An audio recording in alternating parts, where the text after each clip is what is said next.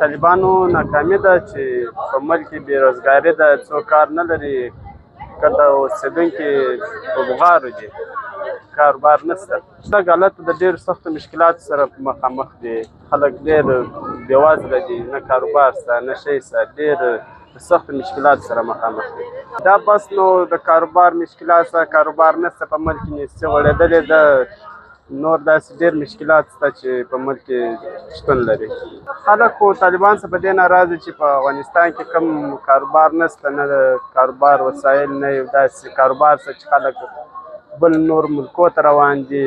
په افغانستان کې دننه کاروبار نشته، په دا خطر باندې ډېر مشکلات سره به مخامخ شي. د خپلو ملکو څخه به ولاړ شي، خلک به د وږي څه مړه شي. مشکلات ډېر دي په افغانستان کې. خامخا ناکامي ده چې خلک د وچې ډوډۍ ته ولاړ دي، ته مجبوره دي، نو دا خامخا هغه ته ناکامي ده.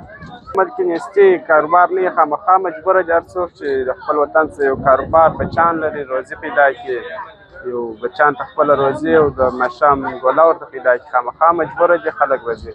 خلک طالبانو څخه په دغه ناراض چې د بچیانو د ماښام ګوله نه لري او بېروزګاري ده، کاروبار نشته، په دې باندې ناراض.